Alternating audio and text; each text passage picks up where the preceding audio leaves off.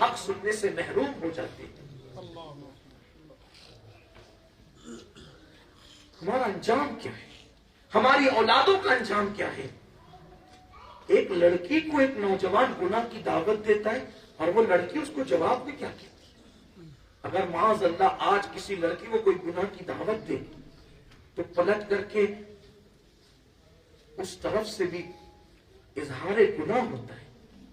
اللہ ماشاءاللہ، سب کی بات نہیں کرتا، آج بھی پاک دامن بچیاں موجود ہیں دنیا میں، لیکن اکثریت، بلکہ اب تو ایسے حالات آگے معاذ اللہ کہ لڑکیوں کی طرف سے خود گناہ کی دعوت دی جاتی ہے، حالانکہ ایسا ماحول پہلے کبھی نہیں دیکھا گیا تھا۔ اس کی وجہ سیریل، اس کی وجہ فلمیں، اس کی وجہ بے پردگی، اس کی وجہ آوارگی۔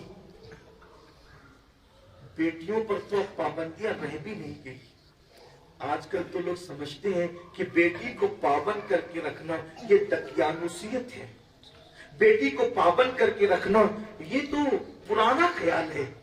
چھوڑ دو بیٹیوں کو ایسے جیسے کھوٹے سے صبح کو گائے چھوڑ دی جاتی ہے چرنے کے لیے، جیسے بکریاں اور بکروں کو چھوڑ دیا جاتا ہے صبح کے وقت چرنے کے لیے، جیسے مرغیوں کو دربے سے باہر کر دیا جاتا ہے چرنے کے لیے۔ یاد رکھو ہماری بیٹیاں ہیں، بیٹیاں، مرغیاں نہیں پال رہے ہیں، ہم بیٹیاں پال رہے ہیں، بکریاں نہیں پال رہے، ہم بیٹیاں پال رہے ہیں۔ اور بیٹیوں کو سمجھا کیا ہے؟ ہم نے بیٹیوں کو سمجھا کیا ہے؟ بیٹی کا دوسرا نام جنت ہے، جنت۔ سبحان اللہ، سبحان اللہ، سبحان اللہ۔ بہت سارے سماج میں اور معاشرے میں تو بیٹیوں کی اہمیت ہی نہیں رہ گئی، بیٹیوں کی اہمیت نہیں رہ گئی۔ بیٹیوں کو نفرت کی نگاہ سے دیکھا جاتا ہے، بیٹیوں کو ذلت کی نگاہ سے دیکھا جاتا ہے، بیٹیوں کو رسوائی کی نگاہ سے دیکھا جاتا ہے۔ او بیٹیوں کو ذلت کی نگاہ سے دیکھنے والوں، ہم بیٹیاں پال رہے ہیں، مرغیاں نہیں کہ چھوڑ دیں اسے، کسی کے حوالے کرتے ہیں، جہاں جاری جانے دیں۔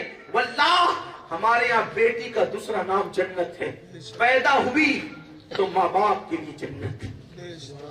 یہاں پر ایک بات آئی بیٹیوں کی تو میں خلاصہ کرنا چاہتا ہوں۔ آج کل بیٹے پیدا ہو بڑی خوشی منائی جاتی ہے، مٹھائیاں بٹتی ہے، بیٹا ہوا ہے، اور شیئر کیا جاتا ہے، بیٹا ہوا ہے، بیٹا ہوا ہے، بیٹا۔ بیٹی پیدا ہو کسی کو پتہ ہی نہیں چلتا، منہ اتر جاتا ہے، منہ سیاہ ہو جاتے ہیں، چہرے کی رونق اڑ جاتی ہے۔ کیوں؟ کیوں؟ بیٹیوں کے دشمنوں سنو، یہ بھی دین سے دوری کا نتیجہ ہے کہ آج بیٹیوں سے نفرت کی جا رہی ہے۔ بلکہ حیرت تو اس بات پر ہے کہ باپ کا تو منہ اترتے ہی اترتا ہے، ماں کا بھی منہ اترتا ہے، بیٹی پیدا ہوئی۔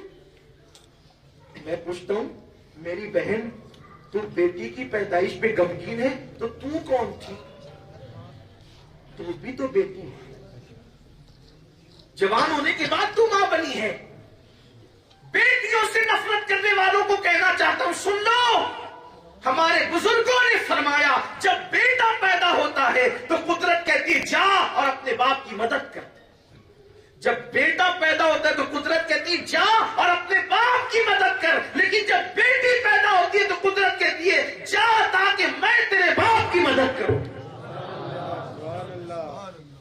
بیٹا، جملے پہ غور کرے، بیٹے کی پیدائش پر کہا جا رہا ہے تو جا کے اپنے باپ کی مدد کر، اور بیٹی کی پیدائش پہ کہا جاتا ہے جا تاکہ میں تیرے باپ کی مدد کروں۔ تو بیٹا پیدا ہونے پر بیٹا باپ کا مددگار بنتا ہے، اور بیٹی پیدا ہونے پر بیٹی کے باپ کا مددگار اللہ بن جاتا ہے۔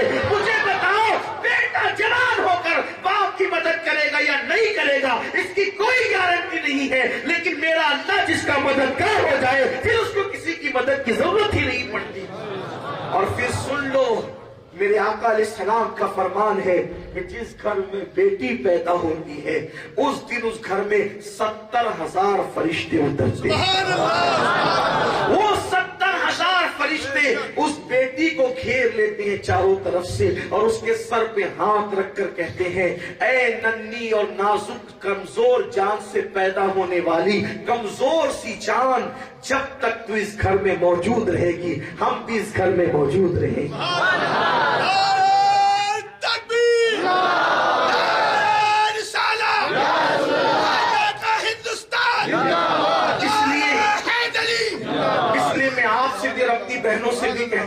बेटियों को बोझ मत समझना, बेटियों से नफरत मत करना, इसलिए कि बेटी अल्लाह की रहमत है, बेशक बेटी अल्लाह की तरफ से रहमत है। बल्कि कुर्बान जाए, एक मर्तबा मेरे आका अलैहिस्सलाम और मेरे सरकार के साथ उनके सहाबा कहीं पर जा रहे थे। सहाबा किराम ने एक मकान देखा, घर देखा।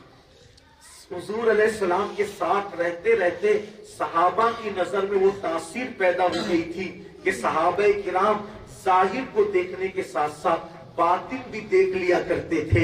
एक मकान के करीब से गुजरे तो सहाबा ने कहा, या रसूल अल्लाह, इस घर से नूर छन छन के निकल रहा है। या रसूल अल्लाह, इस घर से नूर छन छन के निकल रहा है।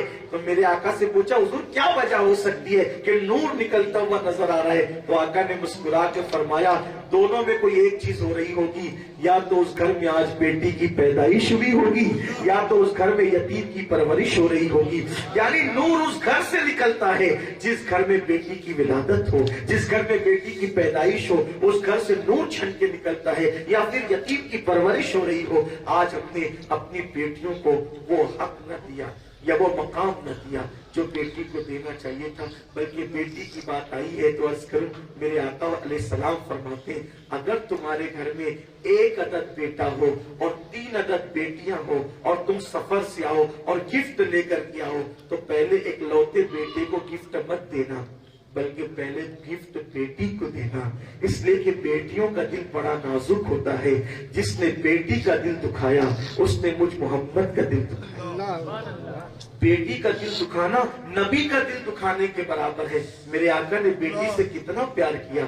आका अलैहिस्सलाम जब सफर पर जाते थे तो सबसे आखिरी में सैयदा फातिमा से मिलते थे, और जब सफर से वापस आते थे तो सबसे पहले सैयदा फातिमा से मिलते थे। गोया के नबी का सफर फातिमा के घर से शुरू होता था और नबी ये पाक के सफर का इख्तिताम सैयदा फातिमा के घर पे होता था। अंदाजा करें तो याद रखना, बेटियों को जिल्लत की निगाह से न देखें, बल्कि आजकल तो बेटी को रिश्ते देर से आते हैं। जो आता है बेटी के सामने कहते हैं, इसके लिए कोई रिश्ता देखो, रिश्ता नहीं आ रहा है, इसके लिए कोई रिश्ता देखो, रिश्ता नहीं आ रहा है।